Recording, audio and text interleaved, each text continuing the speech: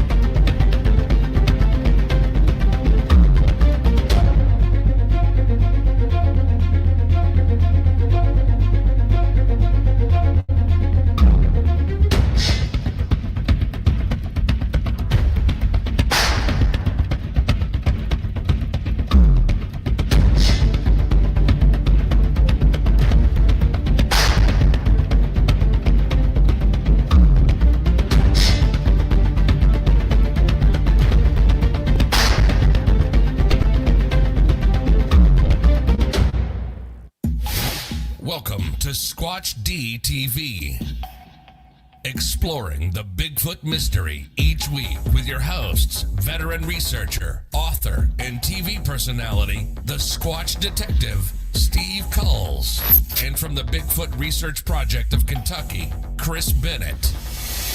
Sit back and buckle up as we bring you guests from around North America discussing the Bigfoot phenomena, but not without a few laughs too. Here are your hosts, Steve and Chris.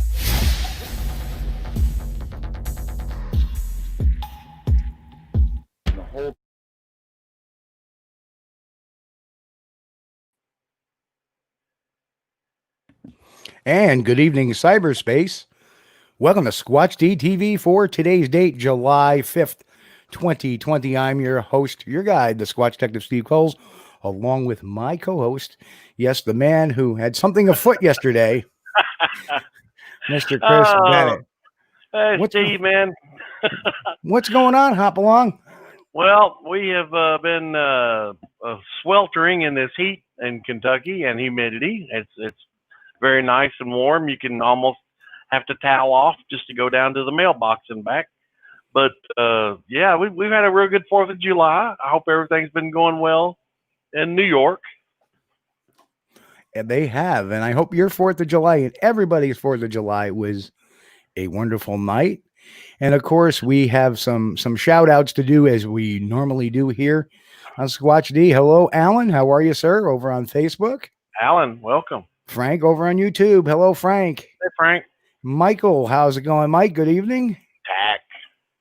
John, good evening. Welcome, John. Sherry, hello. There's Sherry. Hi, Sherry. Thank you. Not a Yankee from Nottingham, England. Hello. Good to see you from over the pond. Welcome. And of course, hello, Mike. And those are the cast of characters that have wandered in early and shouted out already in the chat. So, you know, for those who don't know, I was on expedition over the past weekend. And hello to Kerry.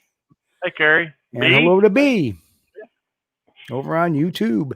Yeah. So, you know, and, you know, quiet, unfortunately, really quiet. It was kind of unusual, but great. Remember, while I was on Alex, Alex Petrikoff from up in Maine. He was out with us and along with Seth Breedlove. Good time. Yeah. So, hey, we got James, a new listener.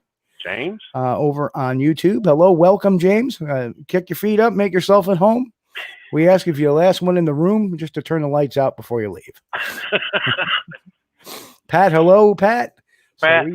So we got the cast of characters. I'm glad to see new names every week here. Yeah. Welcome to the show. Yeah. We couldn't do the show without you guys. So, but needless to say, on the other coast, over on the West Coast, over in the Sierra Nevadas, the BFRO was on expedition, and they had gotten they have gotten more than a couple, but they have released a couple of thermal images. And oh, cool. There wasn't much predication to them, just that, hey, listen, this is what we got. Yeah. Yada, yada, it's just a blurb. And I can understand that because, when you have a team out there, somebody's going to spill the beans on it. So you better get ahead of it and put it out there. Yeah. It is what it is. So, of course, the usual cavalcade, well, I think it's a bear. I think it's this. I think it's that. But there is no point of reference. Well, tonight we have a point of reference to this. Oh, and this is the awesome thing. This is part 1 of a 2-part series. We're going to come back next week with even some more folks that were on the expedition and some more material. Hopefully, we'll get some more pictures and understand that, there's a reason why they do not believe this is a bear. Right. And so here we go. So without further ado, we're going to hop right into this because sorry for the late start. We had a little bit of some technical difficulty. So we had a little bit of a late start, but we want to jump on and get these guys on. Yeah. So also quick hello to Aaron. Welcome, Aaron and George. George over on Facebook. We got a lot of Facebookers on tonight. Yeah. So here we go. Great. So without further ado, we're going to bring on Matt. Hello, Matt. Matt, are you out there? Mr. Matt Moneymaker. He's not muted, I don't think, is he? No, he's not. He's good to go. Uh-oh. The technical difficulties. Oh, wonderful. Okay, so Matt said he's going to connect through his laptop. So just just reach out to me. He wants to get a better signal out of it. Well, if it every time we have a good show, there's going to be a few gremlins we got to work more than a few gremlins. And hello to here comes the YouTubers. Hello, Timmy Boy, hey, Michael, and Chris. Michael, hey Chris, and of course Cryptidville. So I heard Fork Chops in the room too. So. But, so let's see. He's going to connect through his laptop. So I don't know if we're going to lose him, but well, he'll be on. Hey, Steven Schleifert's over there. He's sheltering. Oh, yeah, Bigfoot Bookman, welcome. I don't blame you, Steven, for sheltering. I've been sheltering for about 3.5 months now. Yeah. So, Mike, I know you're listening, so just hang in on there, and we'll get this going. Okay, Matt did drop, so hopefully we'll. And hello to Tom Ferentz. Hello, Tom. Good to see you.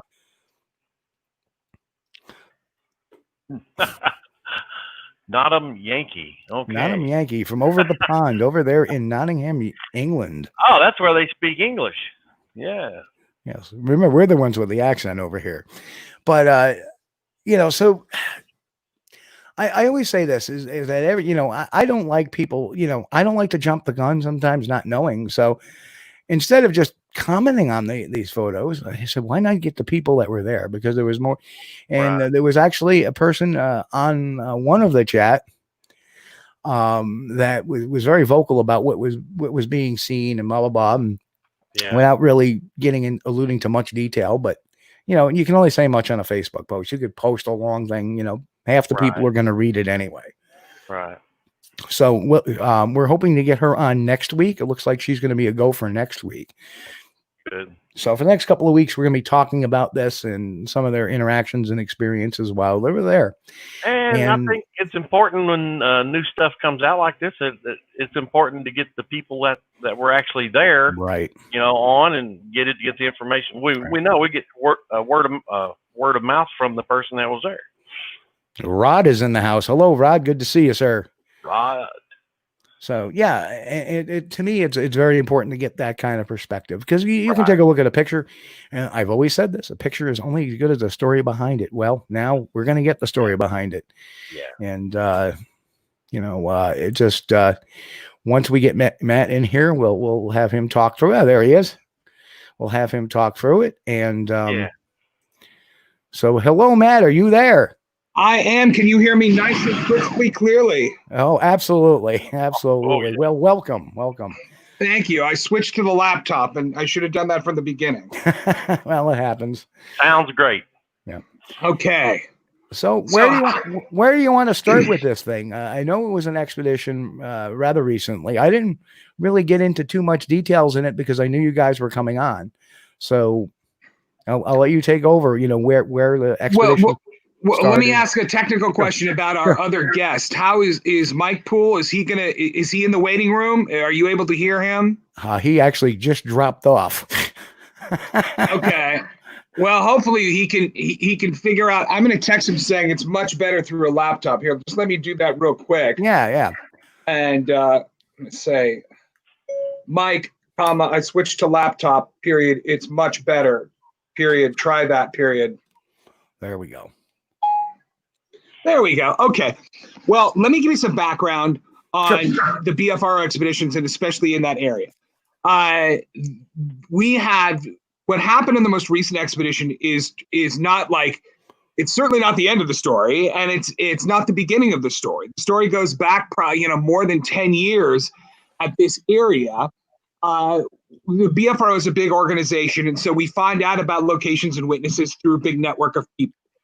We had heard about this location, that there was activity there, like we hear about it a lot of places. So we did an expedition there.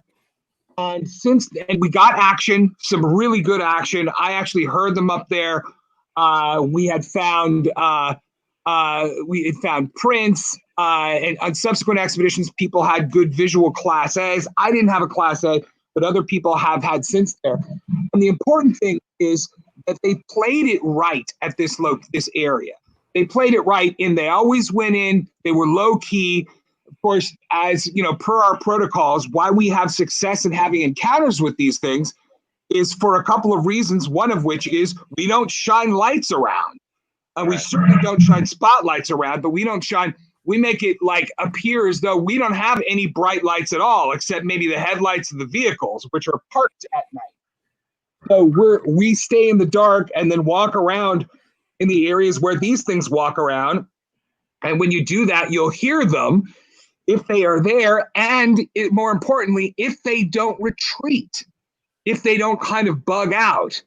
And that's what they'll tend to do at locations if they really don't want you to know they're there, if they're not trying to, if their fear overcomes their curiosity, but their fearfulness can be a magnet. If they feel like they really want to know what you're doing, they'll stick around and watch you. But if the fear is too much, like if you shine a spotlight around, then to them that seems to be, and this is after years and years of experience with these things, that shining a spotlight tends to push them back and not make them not approach as closely as they would if you're not shining a spotlight around.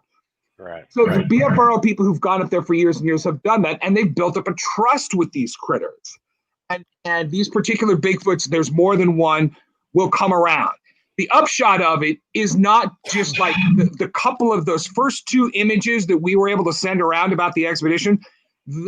That's just like the quickest ones that we were able to get out. There is more visuals. And more importantly, the guys who are on this trip are now getting better scopes so they can go back and get Squatches, get better footage in this area, because it will probably be active until hunting season, which is at the end of August.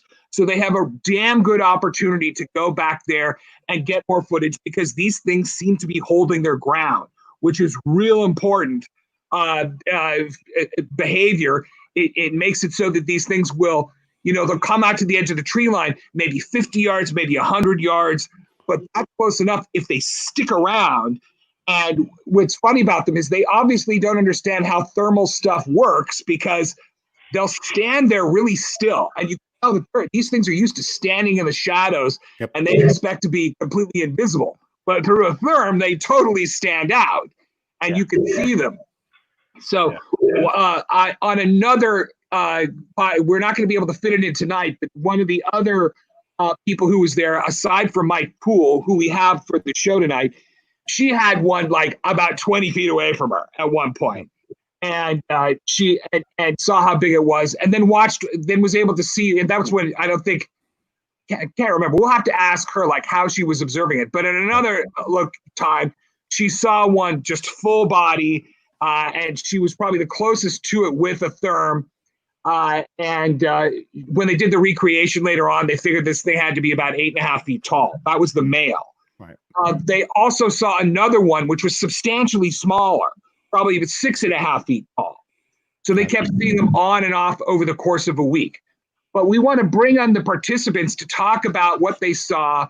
And we're doing this because this is another thing we can put out before we have like good images the rest of the images to show. Right. Hang on. Okay. Mike Poole says he's trying right now. Yeah, he's having some trouble connecting his devices. He's in, but for whatever reason, he's got to check his audio settings. Well, it made a world of difference to go to the laptop. I'll tell you that. It was just completely, I can hear you clear as a bell, no distortion or anything. Nice.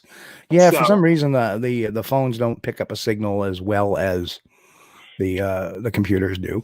What you said kind of resonates with me because I don't know if you've ever heard of my one sighting I had up in the Adirondacks, and it was late October, mid-October. Leaves have dropped off the trees, and I ended up, looks like we're going to have success here. I said, I'm just waiting for, there we are. Mike is here. So if you want to introduce him, I'll curtail my story. So this is Mike Poole. He's a participant of the most recent California expedition, and he is from the Bay Area.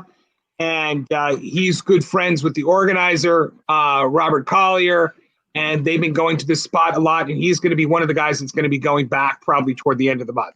Is that correct, Mike? Yeah, sure. I can't wait. I want to go back tomorrow, but I got that work thing getting in the way. Oh, that happens. So, Mike, I don't know if you had heard my introduction. I kind of gave a background on what's been going on at this location, which will remain unnamed other than saying Sierra Nevadas. We're not going to get more specific on that. I noticed when we saw the comments on the Facebook page, people saying, what lake are you talking about? And it's just for obvious reasons, we're not going to post on Facebook the lake stuff is happening. Right. We have a real good audience here, so they understand operational security. You can't give away your areas with because then everybody with a flashlight or a gun, intrudes in that. That's happened to me once. Right. And it caused quite a kerfuffle because for years there's been very limited activity in the area where I was getting a lot of activity for a while. Yeah. So Mike, welcome to the show. Welcome to Squatch-D TV. Welcome aboard. So I don't know where we want to necessarily start with this. I guess there's a lot of questions about the pictures, and obviously there's more than just those two. Okay, so we're talking about, I guess that's the picture on the screen there. That photo was taken on Saturday night, a week ago Saturday. What was that, the 27th? Yeah, that's the one right there. That happened at about 11 o'clock at night. And we had I'll go ahead and let's start. We knew there was some action. We'd been there already for about 4 days. There's been some things going on, and we have other videos, not near as clear as that. So we proceeded down this lake area, and it's about 2 miles from camp. Where we go, we don't drive anywhere, we walk. So we had 3 groups, 2 groups of 5, 1 group of 4 people. And we kind of broke down, going down the trail from the trailhead at the top down into this lake. It's about a good 1 3/4 down to the lake. And we broke up our groups by 15-minute increments as we walked down. Robert's group went first, and I went second, and another fellow in a group named Randy, he was leading another group of 5 people, he went last. So he stayed near the top of the trail. Robert went all the way down almost to the lake, and then I eased down with my group about 15 minutes after that. And it was actually good night. We had a quarter moon. The moon had been setting earlier during the week, and as we went on, it was setting later. So we had a quarter moon. So we went down dark, no lights, and spread out. And as we're going down the hill, we heard movement, and one of the guys with me saw eye shine. We were about halfway down the lake, off into a creek bottom to our left. We were in a position with Randy, the group above us, to set up kind of a pinch. So we slowly moved up on where we saw the eye shine. Randy and his group came down. We did see eye shine a couple of times. The movement didn't get any video. We spent about 20 minutes doing that. And then we get a call from Robert. He's down at the bottom of the lake. He's down there by the lake. He's probably a good, 3/4 of a mile away from me. And he reported that he'd heard a knock, a good loud power knock. We kind of gave up what we were doing and we eased down into that area. We got down to the bottom and met Robert and decided that we'd spread out along the trail. By that time, there's 8 of us down there.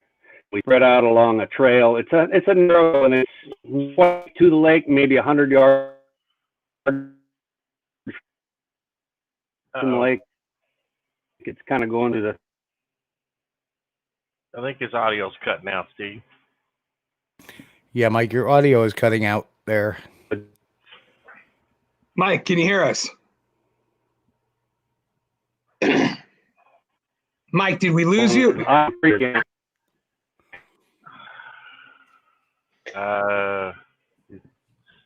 got a frozen screen on Mike and no audio now. It sounds like his broadband went. Okay, well, I can continue talking. Yeah. Go ahead. Yeah. The images you were seeing, those were off of a thermal cam owned by a guy named Dan. Well, no, Dan didn't want me to say his full name. So his name is Dan. And his thermal only shoots stills. Gotcha. So the ones with the crosshairs are thermal that only there's no moving version of that. There is moving version of what we're calling the shaky footage, which Robert Collier got. He was the guy who led the expedition. He is a police officer in Southern California. He's been leading the California expeditions for the past few years. Yeah. Anyway, he was using a therm that it's black and white. It's shaky footage. We want to stabilize that before we show that to people. And of course, we're showing these first few images within the first week of everybody getting back before they've collected all the videos, before they've collected all the stills and everything else for us to talk about. But the thing is we're not showing these things to say, hey, this is proof that there's a Bigfoot. No, what we're saying is these guys did an expedition there. There were several people who saw these repeatedly throughout the trip. What we're saying is this is a Bigfoot. This is a Bigfoot, so you can learn from this. We're not asking people to give us their analysis of what they think it is or tell us whether they think that this satisfies their level of evidence. No, we're saying this is a Sasquatch. These are images of it.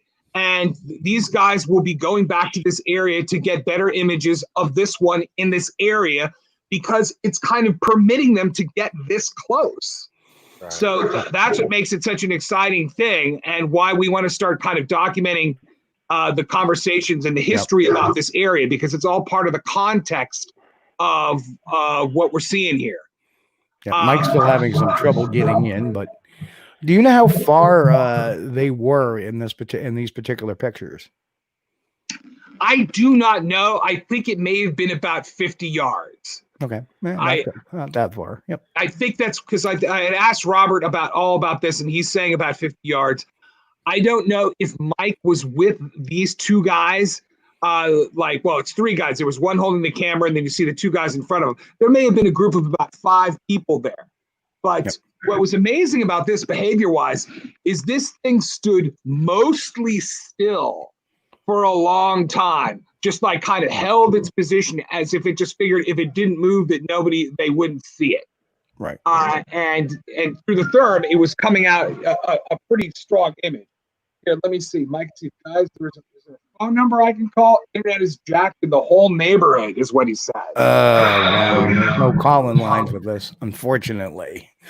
Oh, wow. Yeah, that's the one downside is usually people can get on the computer, but the call, there's no call-in line. There's no phone lines for this. Okay. So Well, he's back on. Mike, are you there? can you hear us? Hold up your hand if you can hear us.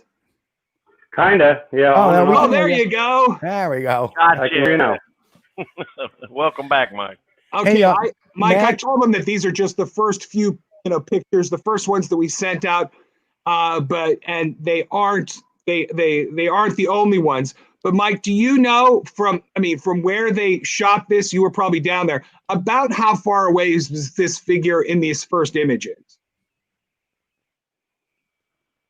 About how far away was it from the cameraman? 57 yards. 57. Okay. Wow. I was Exactly. pretty close. 57 yards. We went out and we did we used the rangefinder the next day. 57 yards. Okay. Yeah. Did they try to do a Did you recreation? guys hear me? Yes, we can hear you clearly. Did they want to try to do a recreation and standing at the same place with somebody over there with using the same kind of camera? Yes, that's correct. Yes, correct. That's correct. And let me make a quick comment on something because somebody says it kind of looks like a human. Well, with the humans stand upright, so that's not a big necessarily stretch. What I'm looking at though is it would appear that the hot is dark, if I'm correct. It is black hot. Right. So that would be somebody pretty naked out there. Exactly. Yeah. Right. So you see, that's the first thing I'm noticing. Oh, that's a very important point because you can see when the two guys on the sides of the frame, when you see that, you notice that their skin on their hands and on their face is dark, and on the rest of their body, it's much lighter. Right. Yeah. So what you would see if it was a human, you'd see dark around the face and maybe around the hand, but you wouldn't see it dark all the way down the legs. Right. You wouldn't see it dark over those. So that's uniform enough to show that that's something that's not wearing clothes. Yes.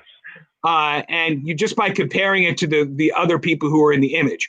And of course, there's people going to say, how do you know it wasn't somebody else on your trip? Or how do you know it wasn't somebody else in the area? And so they need the context of knowing that this is deep in the Sierras. And there's only like one way in. And these guys were camped, more or less along the way in. And you can't like get to this area from some other route. So these are creatures that live out there, and you don't have to rely. I mean, there's so much that happened there. Right. It's clear that these are Sasquatches. I mean, people saw them in daylight there too. Right. Now they actually saw this moving upright. Obviously, the therm only takes pictures, but you can see what's going on live on the screen. So they actually saw it walking rather than getting on any force, just to curtail the bear theory on that. I noticed somebody mentioned something about the lightning in like the chest area. It almost looks like Chewbacca with a bandolero, but what I perceive that is probably some brush or some branches or some brush that's in between the image and the camera. And that could very easily be the case. Yep. And so we'd have, unfortunately, with an image like this, if you're doing a recreation, you could find the trees that it was those two trees, one on each side of it, but you don't know, you would start with assuming that it was standing slightly in back of the bigger one. Yep. Because it appears to be cut off by it, but it could be like 10 feet further back, or it might be 15 feet further back. You don't know. But still at that distance, when you do a recreation, if you get within the range of that tree, or even 15 or 20 feet further back, it's still going to appear to be roughly the same size, depending, roughly the same size, whether it's right back of the tree or 15 feet further back. And that would still be a valid contrast with that thing at whatever distance it is. In other words, if it's right behind the tree and you're seeing it's way taller, and Right. then a person positioned there 20 feet back, it isn't because of the distance, because you're out kind of at that range where 15 or 20 feet ain't going to make a huge difference on the height. Yep. I think Mike is on. I just don't think he's got his video going. Mike, are you still there? Mr. Poole, do you Yeah, hear? I'm here. I hope you Okay. guys can hear me. Yeah, we can hear Can you. you? Absolutely. Can you hear me? Yeah. Can you hear me? Can you hear me? Yes. All right. You're cutting in and out, but I want to add one thing. I took a video with my Scout TK, my entry level therm. I was about 30 yards to the be the west of this position, and my video matches this, although it isn't clear because it's a Scout TK. But I've overlaid it, and I see the same images, and I have movement because I have video, Okay. which is kind of cool. It's kind of corroborating that. Nice. Well, at some point, and maybe we can get this put together for next week, because I would love to show some of that video next week, just to calm the folks that this isn't a bear. It's something. It's a humanoid walking out there. Well, the important, in terms of persuading people, the important thing is for the many people who are there, they had enough encounters, or they had enough of an experience with these things, such that they're buying more equipment and they're going back and getting. There ain't no doubt in their mind about it. Right.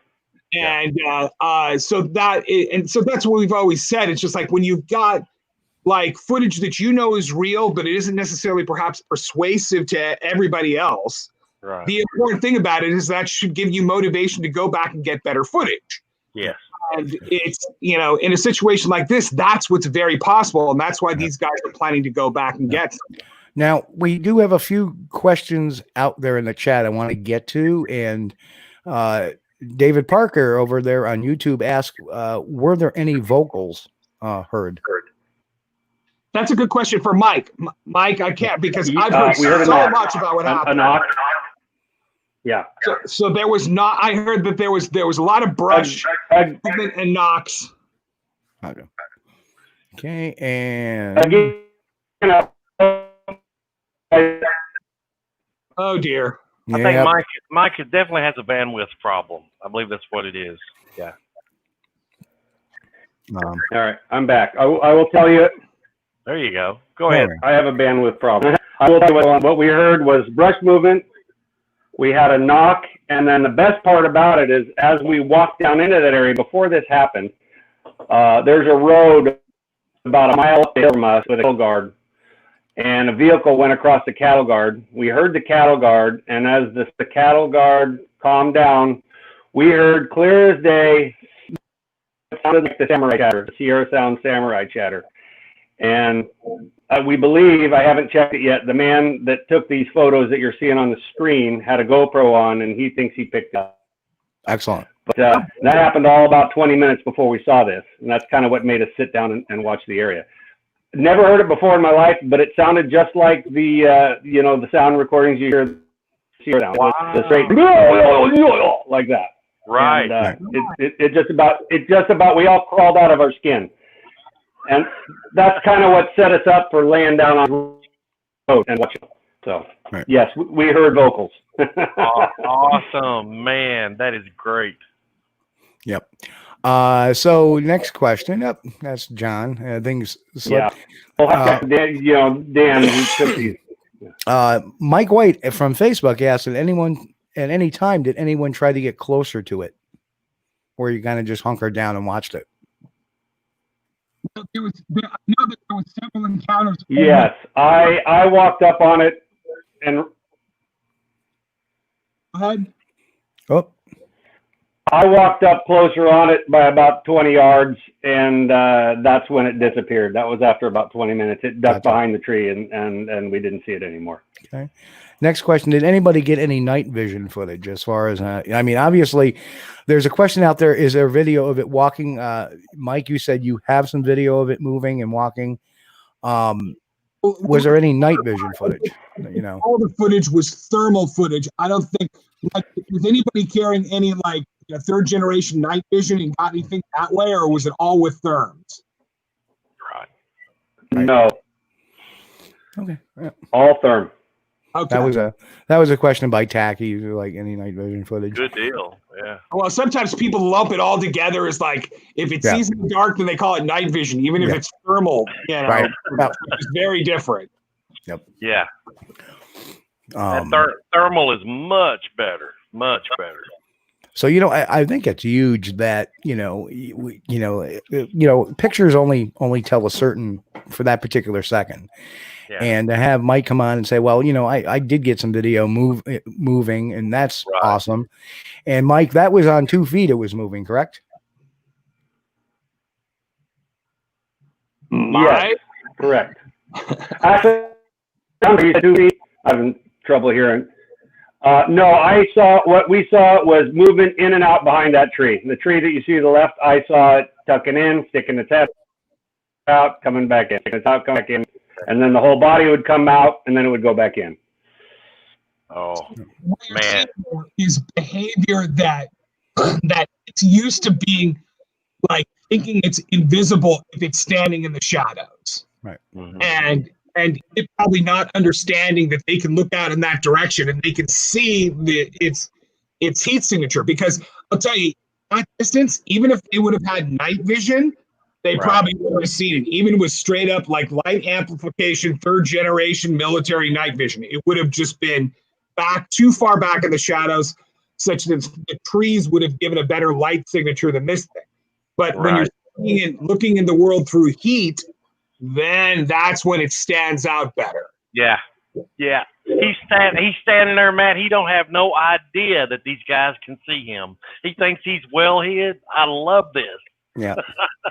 So Bill Brock asks, did they attempt to track the creature at all? Mike, you there? Mike, do you know if they tried to... No, no, that night we didn't.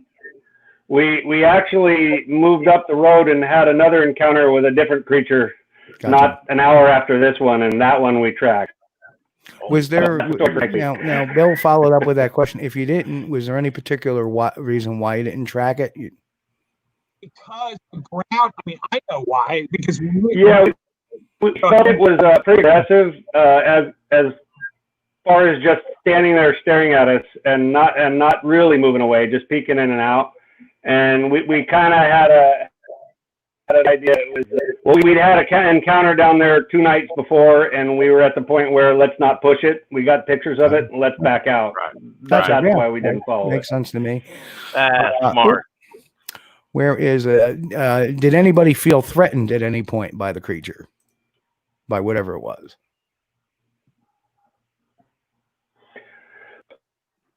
Well, I didn't. However, we all decided we didn't want to push it. It was staring at us, and we figured, we didn't want to push something we would on that case. So I guess you could say we did kind of feel threatened, but it didn't really do anything threatening other than stand there and stare at us, So, not really. There's so many questions here. So Vance from over on Facebook would like to know what weather conditions were prior to the sighting. I know you said you had a kind of a crescent moon. Were there wet or dry, ground conditions, et cetera, et cetera? Give him a second, Matt. We had a quarter moon. We had a thunderstorm on Thursday night. So back in the trees, the dust was still moist. But it was a moon, it was setting, clear sky, no wind. A beautiful night. Beautiful night for squatching. Very cool. Next question. Did anybody get? Well, you already mentioned. I think Walt may have missed it, but did you gauge the height of the creature at all? As far as I understand. Yeah, we figured between 8 foot and 6. I'm sorry, Mike. Can you repeat that? Between 8 foot tall and 8'6", somewhere in that range. Gotcha. Okay. Were there any before and after photos? Yes. Okay. Awesome. And the last question right now, and that'll end this round of questions, is Yes. did anybody look for tracks? I think Robert Collier said they looked the next day and they saw impressions like kind of leading away from there. Yes, in that area, it's completely full of pine needles. It's probably a good 5-6 inches thick of pine needles. You can see the ground was disturbed. Absolutely no way to tell where other than the ground was disturbed. That's it. Yeah, that's the frustrating thing about pine needles. You can see a impression in the ground, but it doesn't leave any clear, like, oh, wow, that's a footprint. No. A lot of people kind of don't understand that just like you have something walking through a natural forest, it's not going to be footprints unless it's stepped in an open piece of mud or ground, Right. or on snow or something. Yeah. But if it's just plain old forest, like in the Sierra Pine Forest, you're going to see that the ground is disturbed, but that's about it. Right. Right. Yeah, if you got a pine forest, you're going to have a blanket of pine needles on the forest floor. If you've got a hardwood forest, you're going to have a blanket of leaves on the forest floor. So they really don't understand. It's hard to find tracks in the woods. It really is. Chris, this would be an excellent point to use a DNA sniffer, one of those DNA sniffers. We knew it stood there, run the sniffer over it and see if it collects. That'd be kind of a neat thing to do. One other, a bunch of other questions here. You just came plopping in. Our good friend Nick over on YouTube asked, considering the width of that tree trunk to the left of the creature, it's either a small person or bloody huge. Did anyone measure the width of the tree?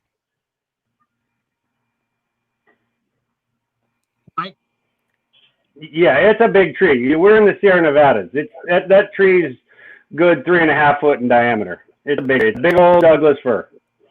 Gotcha. Wow. You don't know if they went out of their way to specifically measure, like try to measure diameter with a yardstick or anything else so they can get an exact. Well, see, the thing is, I can understand because they can go back and do it. If they can do it yet, because they're going to return to the area and all that, like hindsight is 2020 is stuff you can still go do. But I imagine if that's a mature Douglas fir, yeah, you're talking about 3.5 feet width easily. But no, that's not a juvenile. Right. Gotcha. Yep. Well, I've been looking at this photo, and I believe it's time, from my point, it's behind that tree too. The tree is closer. Yeah. Yeah. Gotcha. So, Okay. What other? It's funny because I'm recognizing the names of half of these people asking questions. Well, I would like to point out a few things about the photo that I've noticed that I liked. Okay, for anybody that's saying that this is a bear standing on its hind legs, first problem for you is Mr. Bear usually has ears, and they would be sticking straight up, pointed forward, because when he's standing up on his hind legs, he's trying to find out what's going on up there in front of him, and he's on high alert. And this, as you can see, I don't see any Mickey Mouse Club ears going on up there. A bear isn't going to stand like perfectly still in the shadows for 20 minutes. You know, bears are restless. They move around. They don't hold still like a mountain lion will. Yeah. You know, at least not for very long. They're sniffing around. They're moving around. They're sniffing the air. Right. Given the eyewitness testimony of not just Mike, but there's going to be other people. Yeah. That, no, this thing did walk on two legs and moved around. Yeah. I can feel comfortable to say that, okay, we now have a point of reference to say this is not a bear. Right. Put that one to rest. So yeah, definitely. There's shoulders there. A bear wouldn't have shoulders. Yep, I agree. That's completely blown out of the water. So whatever it is, we're not looking at a bear, folks. I keep talking about the shaky footage that I've seen that has to be stabilized. You can at one point see the thing walk, step to the side and kind of go back in behind the trees. Right. And just the smoothness of it. I mean, it just like people just have to.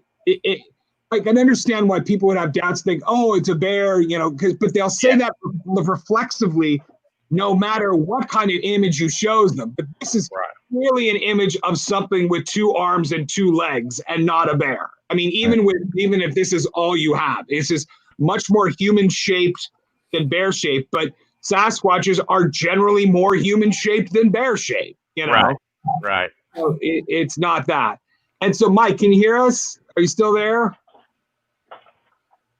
He's just got a little bit of a lag. That's all. Okay. I can hear you. Okay. So, Mike, how many people had, you know, I'm asking these questions because I wasn't on this trip. So I'm one of the reasons I wanted to do a podcast with some of these discussions is to get the information out of people, have it be documented, and I can learn what happened. Mike, roughly, there's about 20 people on the trip, correct? Yeah, it was actually short. We had about 18. Okay. And 8 people were down at the location where we saw this, and of the 8 people, 4 of us saw it. On this particular night. Did you guys hear me? Yes. Yeah. Okay, Mike, are you guys hear me? Yes. Yeah, we got you. We can hear you. Can you hear us? All right. Yeah, we can hear you guys. Yeah, 4 of us viewed it. There was 8 people down there. 4 of us viewed it. Okay, good. There was 8 people down there. 4 of you viewed it on this particular night with reference to this particular incident, right? Right. Okay, so if we take in all of the days of the trip there, out of the 18 people, roughly how many of them either saw these critters or heard them? Was it most people? Most. I would venture to say everyone, with the exception of maybe 1, because that guy didn't go out. Oh, But, I did. So 17 of the 18 heard people. Okay. Heard stuff or saw stuff happen. We had 5 Class A's on this trip. So, wow. Yeah, it was a big deal. Yeah. Okay. And so, are we talking the guy who didn't go out? Was that the guy who had 2 of them were in the daylight. So. Oh, you had a daylight sighting as well? How many were in the daylight? Yeah. 2 daylights. Yeah. Okay. I wasn't part of any of those, but we had 2 daylights during this trip. So. Wow. Scott Kessler over on Facebook asks, I see you're using a black hot. Did your FLIR indicate a temperature? Obviously, you didn't have the FLIR mic, but do you know if there was a temperature indicated on the FLIR at all that we see? I don't see one, and that's usually an option sometimes to keep the temperature or not. So, no, yeah. I don't know what Dan's FLIR did. I've never used it, so I don't know. And like mine's a TK out, so it's the bottom of the barrel. It just showed a black spot. The ones that show temperatures, like at the spot in the middle, I don't think any of the therms they had up there showed that temperature spot. gotcha. Yeah, that's kind of annoying because you're trying to look at the object and the temperature keeps popping on the screen. I just have to remark that I'm recognizing these names. I know who Scott Kessler is. I know who Brock is. These are all guys who go out and try and get footage. So, and Matt, if you read that comment on the screen of our usual Pip, Mr. Mick, he says, you recognize us, Matt, because we love you, not in the biblical sense. well, anyway, the ones I recognize, are Squatchers. Yep. So they're learning, they're getting some insight and some knowledge with this. But a lot of the lessons they kind of already know, which is if you, and one element of it, on previous expeditions, they did leave food out for these things. Right. And in one case, they left out apples, and there was mushrooms left in the place of the apples. And people thought, well, how do you know it wasn't people doing it? Well, this has gone on long enough that they did an interesting experiment at one point, which is they left out a Ziploc baggie next to the apples. The Ziploc baggie had $100 bills in it. And the baggie wasn't touched. After months and months, the baggie wasn't touched. So that's a really good way to rule out it being a homeless person. Yeah, I think you could rule out people. So, Oh yeah. I have another question. As to the Class A sightings, were they fleeting glimpses of something distant and dark, or were they actual, sightings where they saw it, like, viewing? I think the longest, what Robert said, the longest of the daylight sightings was about 8 seconds. Okay, so they're pretty quick, but still. Well, you think that's pretty quick, but that's 1,001, 2,002, 3,000. Yeah. I mean, that's a good. I mean, Yeah. when you consider the Patterson footage is not really that long. Yeah. Very You know, true. you could the Patterson footage is I can't remember exactly how many seconds where it's fully in frame, but it's still, you can see a lot in 8 seconds. You can see enough for you to know that it's not a bear. Yep. Yeah. If you're seeing it in daylight. So Cryptidville asks, what was the draw that caused these Bigfoot to come in? It was simply these guys going down there from the camp to the lake, because the distance from the camp to the lake was like in hundreds of yards, not miles, but hundreds of yards, kind of within audio range. So these guys would go down into this around this lake, and that's when they'd hear the brush movement and the knocking, etc. And then the Squatches would follow them back to the camp. And that's when that one sighting happened, encounter, which was like, it was only about 20 feet away from a woman who was on the trip. And she got a really good look at it through a therm that she didn't know how to use it to record, unfortunately. But she was freaking out on the radio saying it was right there. And she was able to describe at least what the thermal image was, and that it had very long arms. And she said it was a towering creature, very big. I mean, that must have been, 8.5 foot one. And that may have been the same one that you're seeing there. And of course, when I'm hearing about these different encounters, I'm wondering, well, was that the male or was that the female? And we know male for female, not because they were seeing body parts, but because one was about 8.5 feet tall and the other was about 6.5 feet tall.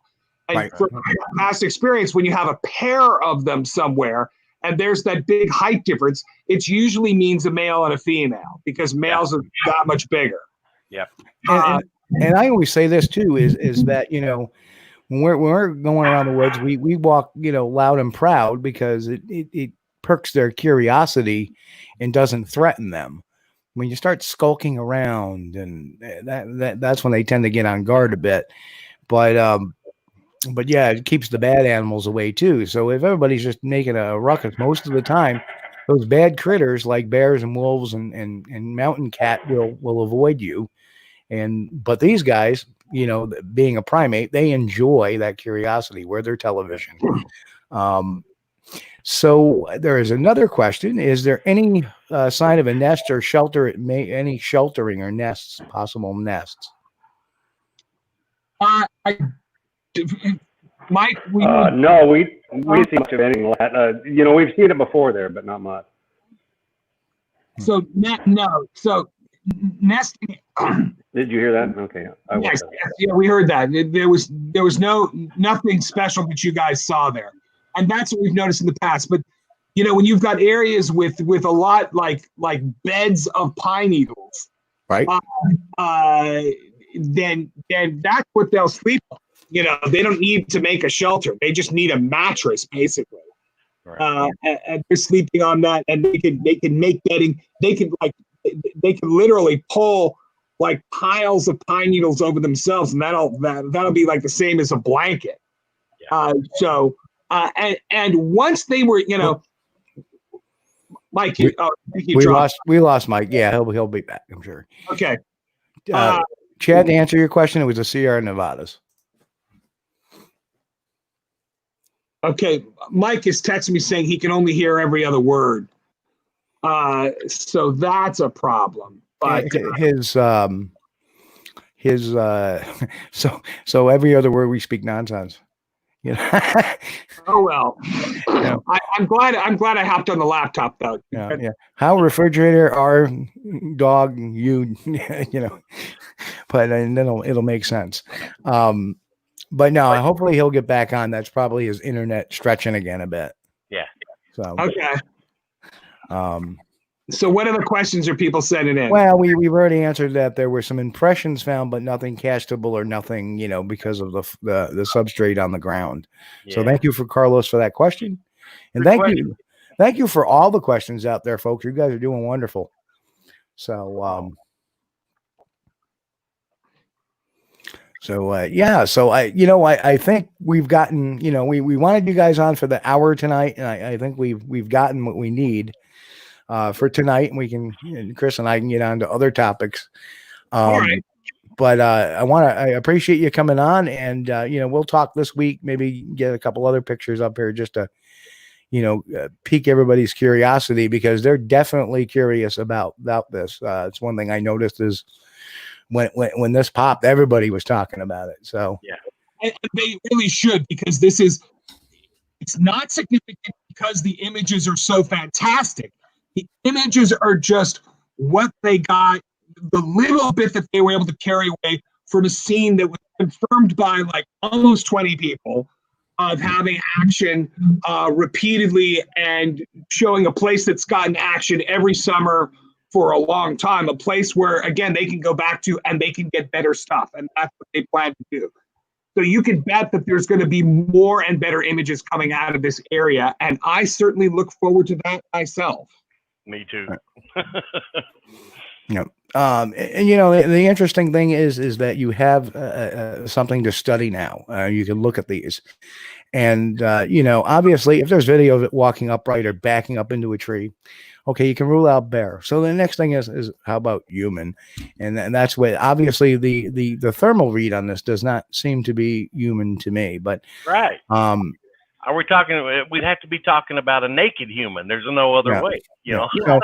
That's why I'd be really, really interested to see like a snippet or a picture of Mike's therm, which would be, really, that would, here's another thermal of this using another instrument that somebody else had. Right. You're just building your case to, hey, we got something. I know, Matt, you're not trying to convince anybody, but people are definitely, interested. So this is a Sasquatch. And there's about a half dozen other images and or videos from this, maybe more. And this is just the first one we could get out to the public, upon return. One of the guys from Montana, he had to go back to Montana before he could even process the stuff on his camera. And so more will be forthcoming, and we'll be glad to share it on your show, Mr. Kulls. I appreciate that so much, Matt. Appreciate it, man.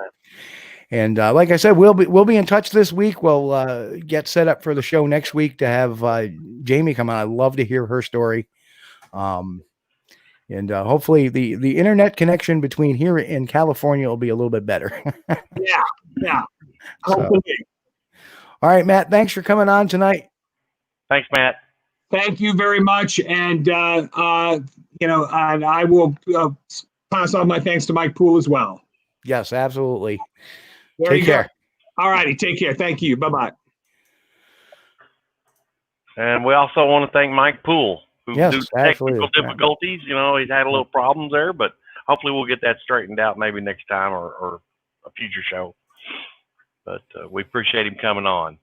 And man, I'll tell you what, our listeners are like just bang, bang, bang, just right there with the questions, Yeah, they make me so proud. These guys and gals are so sharp, man. I tell you, there are a lot of questions, and everybody's curiosity is piqued and wants to know more. So, we put it on to try to figure it out rather than just showing the pictures and comment on them and say, well, we'll have to wait and see. I figure let's go right to the source, which, the cool thing is that that's what we try to do when possible.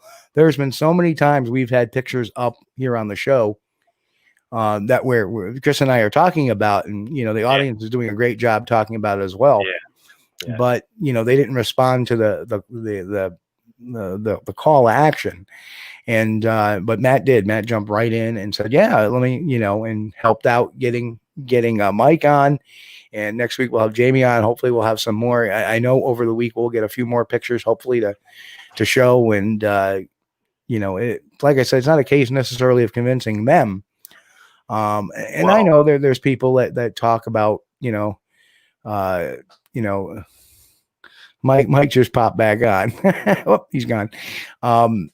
There's people that talk about confirmation bias and stuff like that. And and that's why I think it's important. I wasn't there, and I'm certainly not somebody that's into necessarily confirmation bias. I've debunked a bunch of things, misidentifications, all that.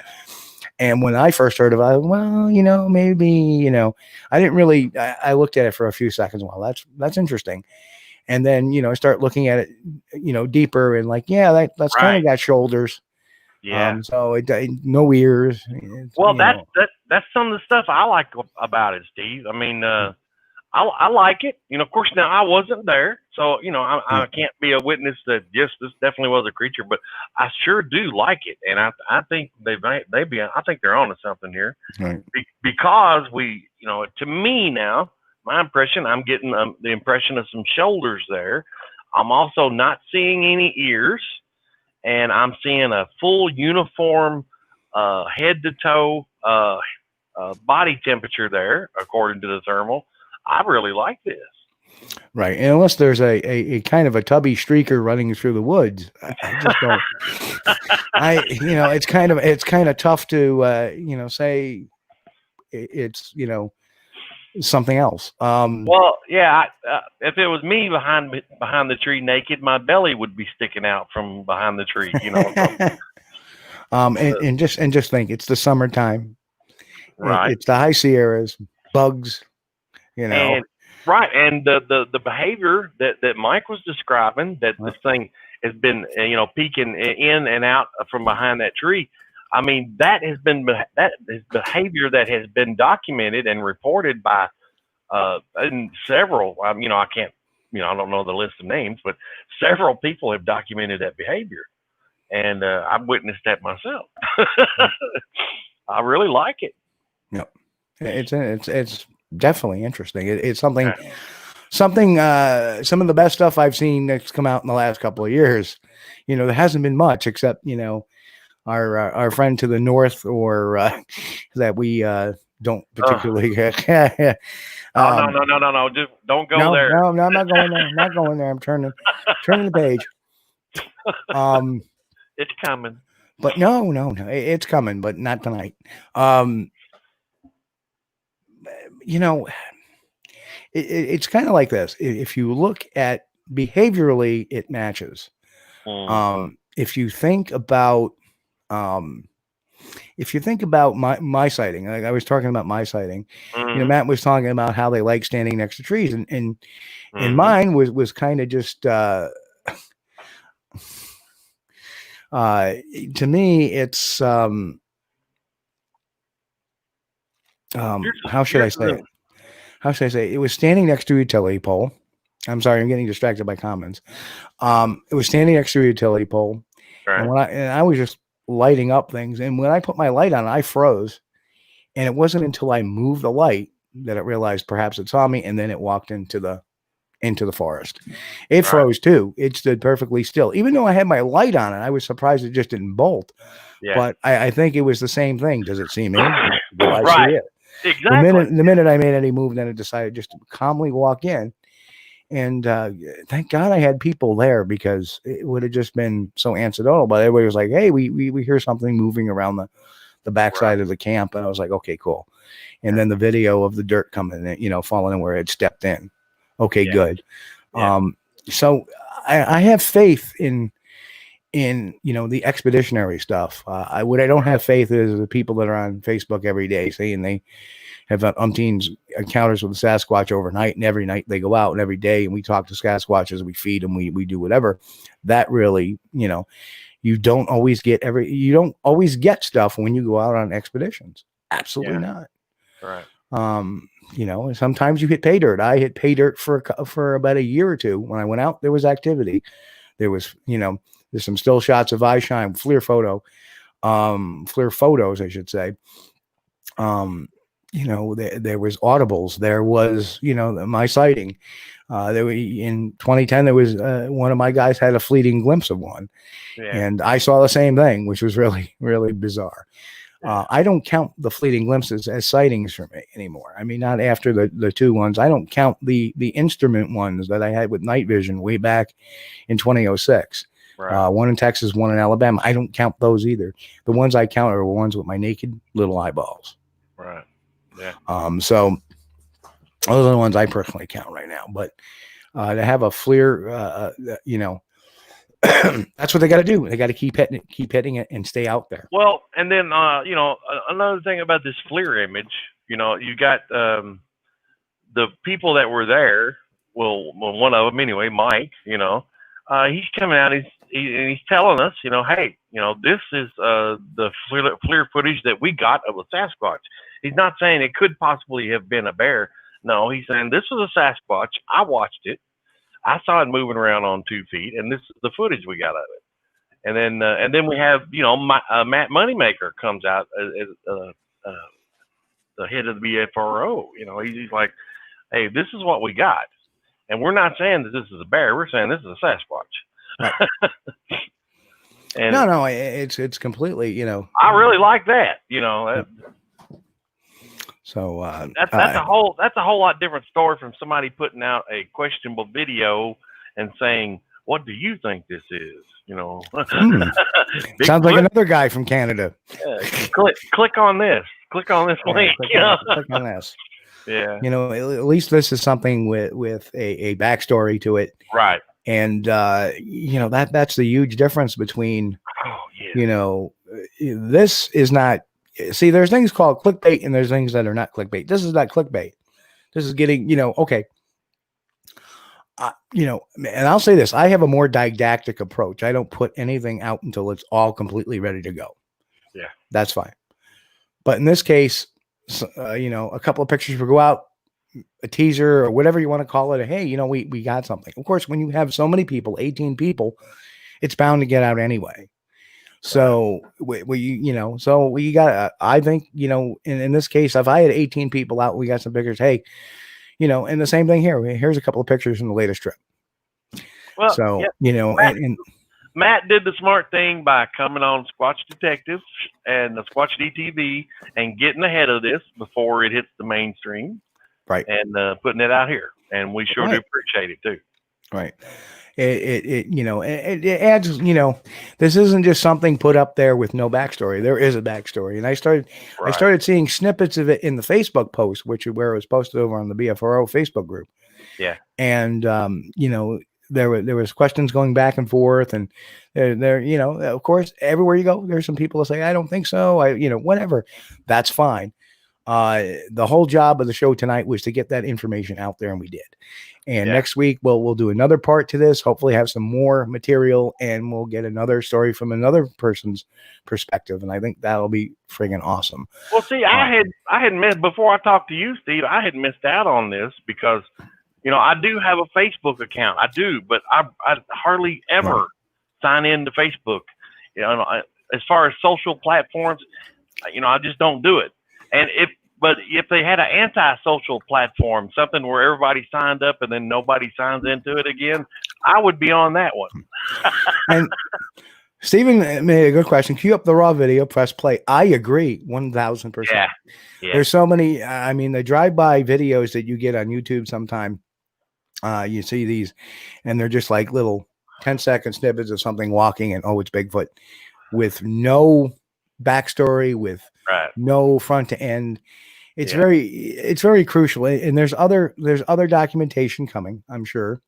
Yeah. I'm sure they're going to write up a big report when they're done, and after they're all done with their research there. And what I think truthfully is, you know, some people get irritated because it was just a couple of pictures out there for teasers, and I understand the frustration level with that because I want to know more myself. Yeah. Yep. So I like everybody else in this audience, I wanted to know more, and that's why we did tonight's show, because I wanted to know more. So, you know, there's different, you know, people do different things, different ways. But we did learn tonight. They have done a height estimate of the creature between 8 foot and 8'6". Now that's interesting information. And Chris Spitzer writes, if Bigfoot is ever proved, it's going to be because of people like the BFRO or NWAC, not those social media celebrities who seek money and fame. Well, it's kind of bizarre because, you're right. There's one new guy in Canada. He's been around for about a year and a half, and he talks a good game about Bigfoot, but we never actually see him out there doing anything about Bigfoot. He's just a talking head per se. And then once in a while on his Facebook page leaves, phony evidence, and then just alludes that it's his when it's not. I don't believe at all it's his. I think he's just stealing. We've already gotten proof that he took a picture off of somebody else's site and put it up and said, "Oh, what do you do when you catch this on a trail cam?" He's just a talking head, and that's all he is. And understand his background as a hunter, that he's probably just trying to bait us. So, I'm not really convinced. And supposedly he's writing a book. When people, and this goes for any of them, when they start posting clickbait videos, that's when all the question marks go up. Like, why the heck is he doing this? Right. Yeah. So Mike White writes, "Yep, thanks, answered all my questions." Well, Mike, I hope you come back for part 2, because I'm sure this is going to be from another person's perspective. And like any kind of investigation, you want to look at different aspects of people's viewpoints. Sean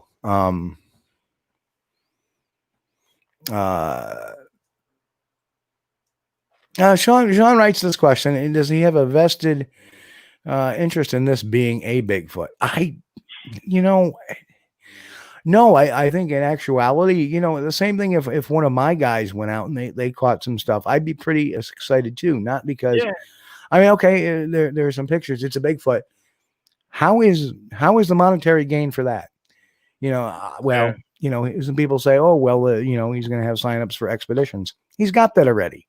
Well, yeah. With the BFRO, it's a team effort, So if part of their team is doing good, everybody's doing good. It's like great news, man. Right. Yeah. So yeah, and truthfully, he doesn't know much about it himself. That's why he was asking questions. He's much in the dark. Just people sent him the pictures. He didn't promote this. He wasn't there. So how could this have anything really to do? And frankly, I look at those pictures too, and it doesn't necessarily say bear. It could. I wasn't there. It doesn't necessarily say bear. Of course, we haven't seen the video. We haven't seen the other pictures. We just got one, a couple of stills in the same spot. When we see the other ones, it'll give us more determination. Maybe even a video snippet. It'll give us more of that feel for it. More to look at. What we're looking at so far, I like. Well, but this is just 2 pictures. See, and people forget. If you look at a person like, the guy from Canada, the one with the beard, he says things are Bigfoot because he's got a film to sell. He's got the Amazon, the Bigfoot taking the apple supposedly, and all this other stuff, and the Bigfoot that looks like it's fine. Yeah. Anyway, I didn't say that quite yet. I'm not giving that out just yet. Just a little subtlety there. But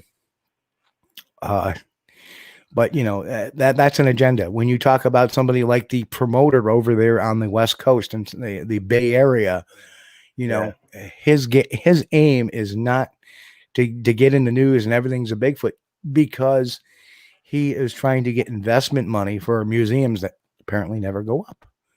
Yeah. So, Sean says, wondering maybe it's a lead in for another TV show. Well, then again, he didn't produce these pictures, and these people evidently believe what it is. Like I said, we haven't seen the video yet, but it is what it is. If you look at Zach Bagans, when he did his Ghost Adventures documentary, before he got the TV show, it was because of his evidence that he got the TV show. So, but I don't see that necessarily as a motive, because again, he didn't. Right. This is not Matt Moneymaker went out and made this video. No. Yeah. No, this was somebody on expedition that did. Right. So a big difference there. Yep. Yeah, Pat Turner says the temptation for fraud to monetize in the Bigfoot world is great and many do it, but many don't realize that there is no money in this.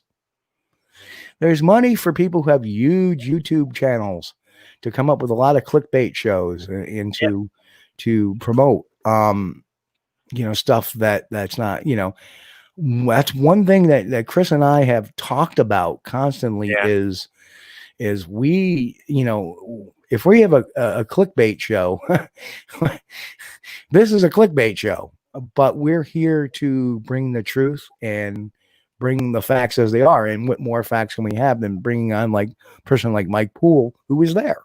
Yeah. And we'll bring on somebody else.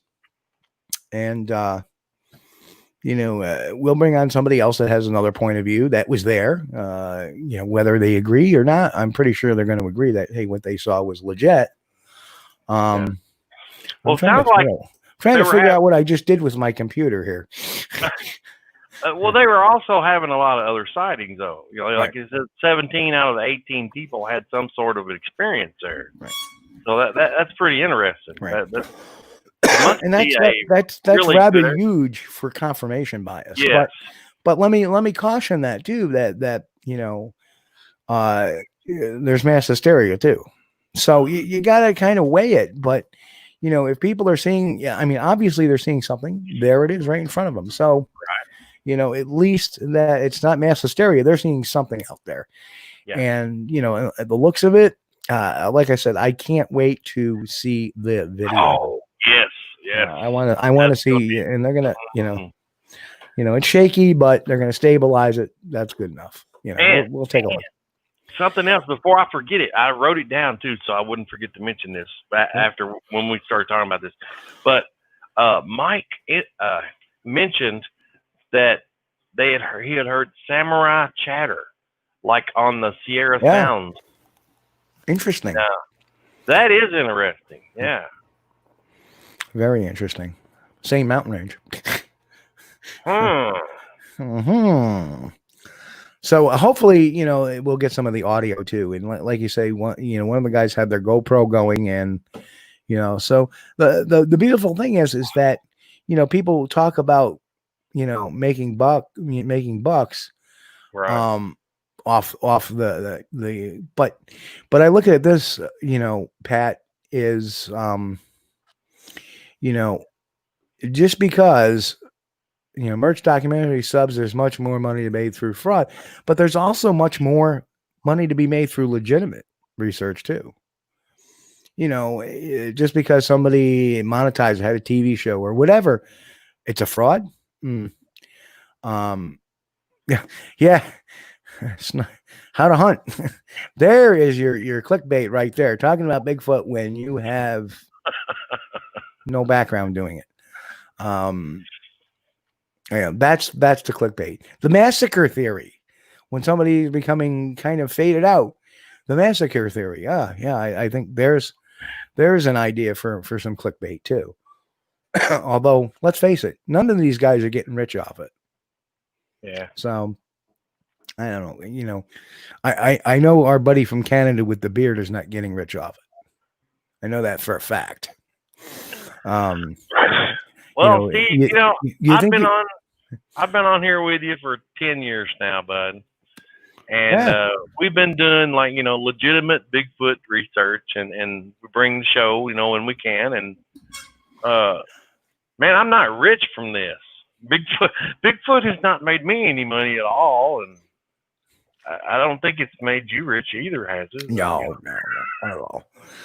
I've written a few books, and maybe on a good show, I'll pull in, some money to pay for the trip. Yeah. Or pay for part of the trip. Alan asks, did Matt or Mike mention they recorded the chatter? Mike mentioned that he believed that one of the guys actually that you see on the that had the FLIR actually had his GoPro going as well, and he believes he caught that on his GoPro. So we'll hopefully find that. Oh wow! Yep. Oh, so that would be great. Oh my God! I can't wait. I want to hear this. Yeah, and mind you, the folks that had all these experiences, Yeah. you know, the first time I'm hearing a lot of their names, you know, Right. you know, this isn't like, oh, hang on. The link ain't working on Facebook. Well, Ron says the link ain't working on Facebook. Oh, no. It is, because how are we getting all these Facebook people watching? Oh, yeah. Oh, yeah. A lot of people are from Facebook. Yeah. Everybody's on here is from Facebook, look like. A lot of people. And we got our YouTubers on there, too. Yeah. Oh, YouTubers, please, if you hadn't already, please hit the like and subscribe button if you don't mind. It helps us out. We appreciate your support. And if you already did, thank you very much.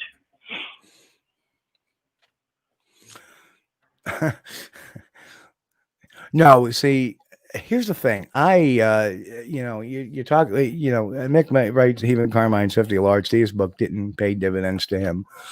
I didn't put it up on Amazon until the only way you could buy that was if you were at one of my shows, or, you know, one of the shows I was at where I was doing a presentation. Yeah. And I only recently put it on Amazon because that's the only way I could, when they did the switch over from Create Space to Kindle Direct, that's the only way I could publish books, is if I made it available for Amazon. So unfortunately, you know, and, you know, the dividends are not, you know,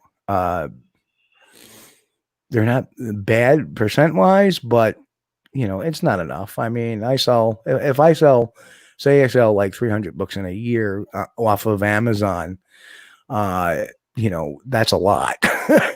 And I'm not, I don't think I've made 4 figures over any book I've written yet. Well, and you're not going to retire on your own island. I mean, no. Or I should say, I've probably made 4 figures over the span of 8 years of one, you know, of the 2 books. That's over 8 years. And, but nowhere, you know, and I'm talking about low 4 figures, and not enough. I don't think I've made more than, you know, $2,000 off the books off of 8 years. No, and, you know, Steve, and yep. Mick said that was a dig at the other guy, not you. Oh, okay. No. That's we got it. We got that. Yeah, yeah. But no, I'm a very open guy about, you know, the new book is doing very well, and it does. And the new book is a lot of fun. It's the Sasquatch Playbook, and that's available on Amazon too for those who are interested. Yep. But so anyway, for those who didn't notice also, and just an opposite programming note, for everyone who didn't notice, that now you can join our YouTube community page, where I actually get to do posts. So like tonight, for the first time, I was able to post to YouTube what tonight's show was going to be without, so that's really cool. Oh, and yeah, no, I agree. I agree 100% with you, Pat. There's nothing wrong with making money in the Bigfoot world. There's got to be some way to recoup some of the losses. I mean, over the years, thousands of dollars spent in equipment, thousands of dollars spent in travel, gas, hotel rooms. You know, I've traveled for shows that I lose money on constantly, but I go because I enjoy, like, meeting, like when I was doing Scarefest for a while. That was a lot of fun connecting with people from Kentucky and the neighboring states down there and talking about their experiences. A lot of times I love going to these events to connect with people, to get sighting reports, to talk about and educating people about what I know, and perhaps educating me about what they know. And that's really, you know, huge. So, you know, it's been an incredible journey. I mean, 22 years, Chris. Yeah. And you've been with me, you know, after we've known each other since 2007. Yep. But yeah, I came on the radio show 2010. Well, you came on as a guest before then. Yeah, I did. Yeah. Yep. So, yeah. So yeah, it's it's been a lot. And here's the thing, July 24th, Chris, July 24th is our 1-year anniversary on StreamYard. All right. Wow. Can you believe that? We've been here almost a year now in this format. It doesn't seem like it's been that long since seemed like we just got this started on this one. Well, you understand that we have an episode 0 because somebody can't count me, and we have a special edition episode because the reason, and that was the Bigfoot cold case. We call that a special edition. So tonight is episode 35, but we've actually done 37 episodes in 52 weeks. So, or actually at this point, 50 weeks. So we've taken a few weeks off, of course, that happened. We need a break. Yeah. And and Ken Collins was the first guest this year. Yep. Yeah, Ken. Yeah, and I agree, Mick, I agree with you 1,000% about yeah, Sean, you're right. Sean says you want to make money on it, drag one into the center of town. A lot of people ask, and this is a good question. You're out on expedition, or you're out investigating, and you find one dead in the woods. You find that one dead in the woods. You don't kill one, you find that one dead in the woods. Right. What would you do, Chris? What was the first? Oh, okay. Let's get around about getting the thing out of the woods. But what was the first thing you'd be doing? I would, well, first thing, if I had my cell phone with me, I'd call you. But now, the thing that I would do before I left the woods, and I know this is probably horrible, but I do have this plan, and I'm sorry. Well, no, how about instead of while you're in the woods, okay, say you got it loaded or whatever, now what do you do? So when you're leaving the woods, what's the first thing you do? Well, I guess I have to go find some place to keep the body cool. That's the first thing. But that would be to contact contact you, and you're the PR guy, Steve. So, but the first thing you'd have to do is have a press conference and a release. Get all the. Oh, you're talking about scientific research and stuff. Nope. The first thing I would do. First thing I would do, and gang in the chat, please. Oh, wait a minute. Back up.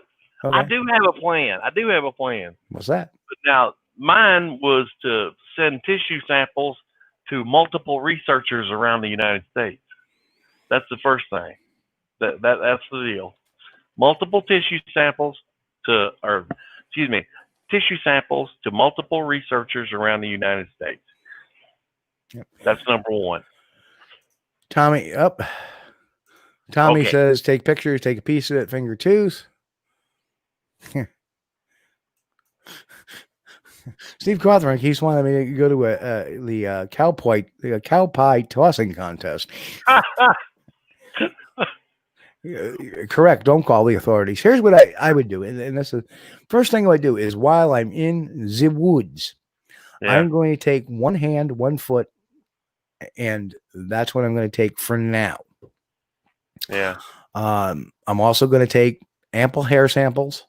Then we're going to move it. We're going to get it out of the woods. First place I'm going is I'm going to drive that sucker right to the nearest news outlet. Yeah. I'm going to drive it to the nearest TV station, send somebody in or have somebody guard it, that's on my team. And I'm going to go walking in that station. I said, you need to get somebody here right now. Document this. Because now, no matter what the authorities do, they can't say it didn't happen because now I have actual the media there. Boom. Well, see, never mind about a press conference, because that press conference will get a lot of scrutiny beforehand, and then you have to set press releases, and people got to pay attention. No, I'm going to go right to the media. Go here, take a look at this. I have decided, Steve, that if I come across a dead one in the woods and I'm by myself. Howdy, Robert. Good to see you here tonight. Welcome, Robert. What I will take off the body that is coming with me, or I'm not coming out of the woods, is I'm bringing the head. And I know that's creepy and it's gross, but I'm bringing the head out Because if you think about it, if you bring a hand out, okay, what are they going to do? They're going to say, could be a gorilla. Yep. See, and But Pat actually agrees. Yep, first news station that's around the world, cat's out of the bag. Yeah. Absolutely. Yeah. Right. The head, yes. Then after I get it done with if you have trouble getting it out of the woods, I'll take a hand to foot, enough hair samples, and the head. Yeah. Get that out. The head is important because you can learn so much from the brain structure. Right. And mind you, this is a dead one. This is one we've come across. Not right. I am not promoting killing one. Right. So, here goes the neighborhood. Ron Bowles is in the house. Hey, Ron. You missed everybody, Ron. They're all gone now. You can't just restart when the show quits streaming. Just click on it, play it. So Crypto says, I thought about this often, but it's not something I want to share. Yeah, I can understand that. People have their own plans, but my plans are always very public. That's the deal. Yeah. I figured out, and I have it on a pretty good authority that if you're by yourself and it's like an adult male, you find a dead body of an adult male Sasquatch in the woods, you're not going to throw it on your back and carry it out. Yep. Because these things are like really heavy. They smell bad, and they may be decomposing. Right. And, then you have to deal with, when creatures die, they bloat for a while. As they release the bloating stops, and they come back down. Then that's when the body secretions start. The bladder empties, the colon empties, and you got yourself a real nasty. Yeah. So, yeah. It's best to, while you're there, and you're there for sure, don't leave it and try to go back because it may not be there when you get back. Yep. Video, document video pictures. And remove a body part. Yep. Gross, but believe me, science will hair samples, hand, a foot, a head. Well, that was another reason why, Steve, that I wanted to send out tissue samples to every researcher that I know all across the United States. In case we have a situation where, okay, everybody put your tinfoil hat on here, but if we have Big Brother or the Men in Black comes in and says, no, you don't have a dead Bigfoot body, and they take it away. Well, you can get those samples out all over the U.S. or all over the world even, and somebody's going to have a tissue sample somewhere that they can't get their fingers on. Well, yeah, and that would also be the hand, the foot, all that would be, right, tucked away with enough DNA sampling to go to people like Dr. Meldrum, Dr. Kurt Nelson up in Michigan, a few we get, and free. It would be free. It's not like I'm not looking to make the money out of that. What'll happen is that'll come naturally by people wanting the story. Like media outlets, they'll want the entire story.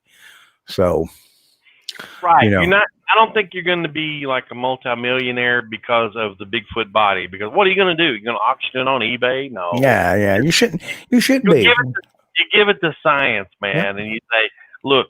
All the universities, especially Dr. Meldrum's, is that Idaho State? Idaho State. Okay, yeah, Idaho State. Dr. Meldrum's university should have the body on file there. That's what you feel. Yeah, somebody that's been in the game with us, needs to be to receive a little gratification out of it. Right. Right. Yeah, I mean, to me. A couple of things be twofold out of the whole thing. Number one would be the answers to all, a lot of the questions. Yeah. Because through DNA they can find a bunch of things. Through the brain size and examination of the brain, the hand, the foot structure. That's why I want a foot. The hand, what are the hands used for? Do they dig a lot? They can examine the nail beds. The structure of the eyes. Yeah. Oh my God, so much. There's so much they can learn from the head. Yeah. But that's just one part. The other part would be the vindication of all these witnesses, people for thousands, right? I've been told I'm crazy for years because I saw Bigfoot when I was 12, 15, 17, 18, 30, 40, 56, even 60 or 70. Yeah. Well, see, that's something that I got over though years ago. I don't really need to feel vindicated, but there are a lot of people out there, especially when you first see one, you're like, "Oh my God, I got to prove it to the world! I got to prove it to the world." But after a while, that kind of wears off, and I'm not interested. it wears off when you're not in battle sometimes with a skeptic with a PhD that is giving opinion rather than fact. Right. And I've talked about that on the show before about, a lot of times you'll watch a documentary and love a talking head. And, well, I don't believe a Sasquatch can, well, yeah. And then I have my PhD in zoology, and there's no way that a large animal could exist in the northwestern United States. So Pat Turner asked a question. But what to do with conclusive footage? PG film times 1,000. Absolutely nothing. And because what's gonna happen is if you take a film, no matter how damn good it is, people are gonna call it a hoax. People are gonna call it what they want to. You take a picture like out, and this is a good way to sum up as we're winding down the show. Yeah. But people will take these pictures that came out. And thanks to Matt and Mike for coming on. Without some of that discerning, without some of that perspective from somebody that was actually there, and having a person next week coming on, and the same thing, having somebody with a perspective of what they saw, what they experienced. I mean, the fact that there's other film of this out there, that there's a video, that there's because people, it would be a matter of time before somebody said this was a hoax. And people, hey, listen, I'm a hoax buster. Everybody knows that I've been doing that for years. I was the first one in 2005 before anybody else. I started calling out hoaxes on a big, huge scale when I called out the Sonoma hoax, aka the Penn and Teller hoax. Yeah, that was what I got myself into. Then I followed up with a misidentification that was proven. Listen, I am the first one to call, pardon the French, I'm the first one to call bullshit. But there are people that automatically draw the bullshit card, no matter what evidence they see or who comes up with the evidence. Because if somebody comes up with the evidence, oh, this is good. But if somebody else comes up with the evidence, or because they belong to a particular organization, oh, it's bullshit.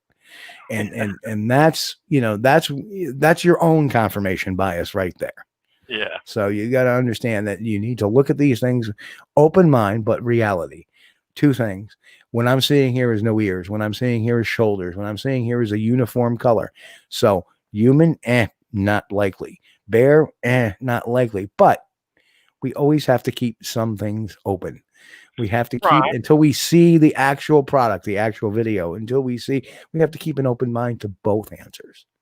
That's what I'm saying. Right. Yeah. And there's no need to get, you don't have to get into arguments with the people that are skeptical of your opinion. That's fine. Yeah. Everybody's allowed their own opinion to it. Absolutely. People want to say it's a Bigfoot. Good for them. People want to say it's not. Good for them too. Yeah. Have an opinion, but keep it civil. And that's right. what it's about. There's no need to call people names. Right. And, then again, there's no need for people to call you names just because, it's not your fault that you're speaking of an experience that you have had that they have not had the experience, and so how can they comment on what you've seen? I always look at it. I've been on both sides of the coin. Yep. Been on both sides of the coin. So I know what it's like. And, but one thing that you always get from me is my real opinion, my truth, and I will find you the facts and the truth as best as I always can. Yeah.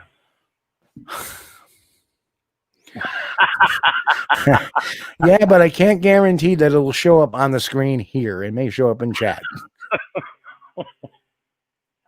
So. Oh man. So, but what a heck of a show tonight was. We got off to a little bit of a late start. As you can see, the guys were having some difficulty with their internet issues. Yeah. For whatever reason, I don't know.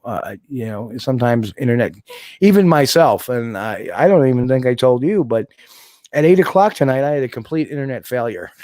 I was on the phone with the company, and they got it fixed. They had to send a signal to the router to get everything kind of refreshed and fixed, and everything is working like a charm, knock wood. Yeah. So, but I want to thank everybody for being here tonight. It's been it's my honor to try to give you some entertainment for a couple of hours a night and once a week and sometimes more.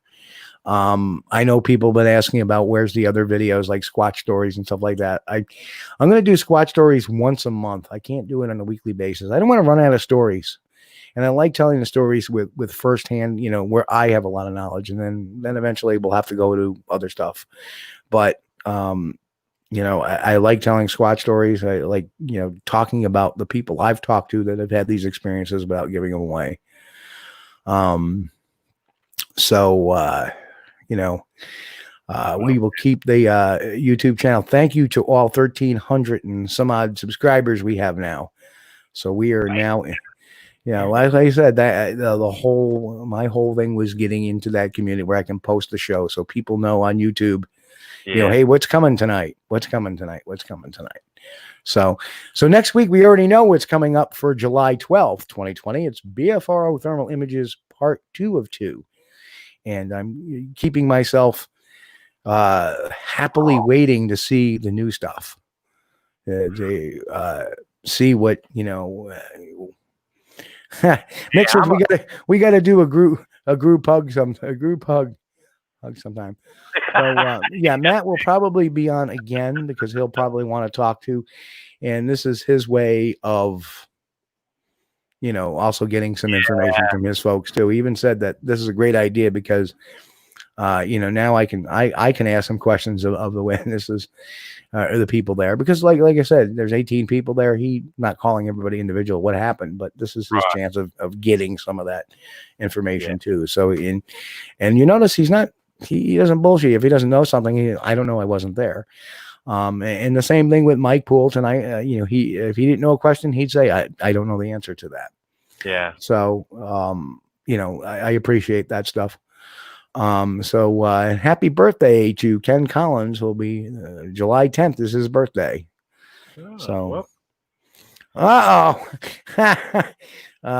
No. Whoops. Red Sox. Happy upcoming birthday, Ken. Well, I'm actually I'm not wearing my Yankee hat today. I'm wearing my Squatch-D hat today. And yes, folks, I was out on an expedition last weekend, and we'll have a couple of weeks. We'll have there's some video that was taken by a couple of guys, not of a Bigfoot. I'll make that very clear. It was dead. It was eerily dead. It was dead. The Bigfoot was dead. No, don't start that rumor, Bennett. What was this? No, actually, it was so quiet out in the woods, and you could hear a pin drop.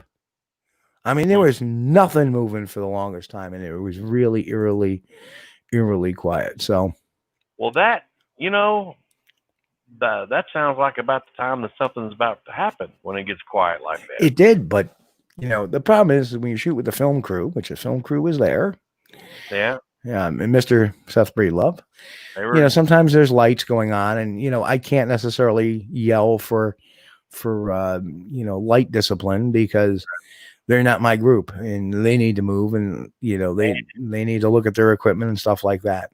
I'm out there, like the BFRO did here this past last weekend in the Sierra Nevadas. They use light discipline generally. When I'm out, I use light discipline. Yeah. It's red light or no light generally. Very limited. If there is white light, it's aiming down, not aiming out. So, Lowrider says it's not a party till somebody cracks open a ice cold peach Snapple. Yes, well, we may have to show that commercial in a couple of weeks again. Everybody loves it. But God, it's been so fun to do this show tonight, and I've been working on it all day. Phone call, I worked on a little bit in the morning, and then, my thanks to Matt Moneymaker for making things possible for actually getting some folks on from the trip on, and answering a lot of the questions for our listeners. Right. And and I know there's people that are here that don't like them, hate them, whatever. My job is to get that information to you from the source, and that's what I did.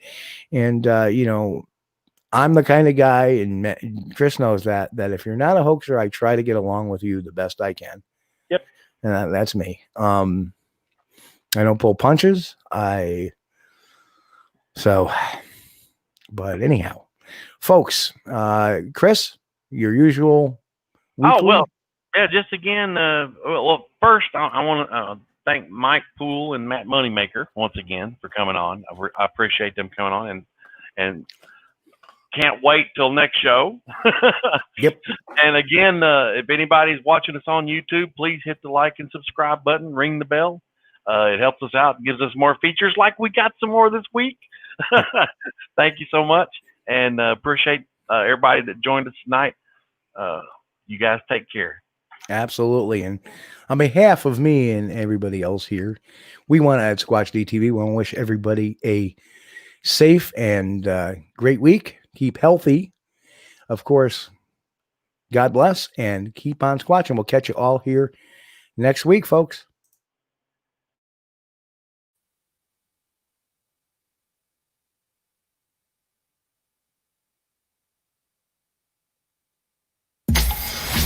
Hey folks, you've been watching Squatch-D TV. Join us each week, Sunday night at 9 p.m. Eastern for the latest on the Bigfoot mystery. As always, we thank you for being our loyal viewers and encourage all to subscribe to our YouTube page at youtube.com/Steve Kulls. As always, have a great week. Stay safe. God bless. And keep on squatching.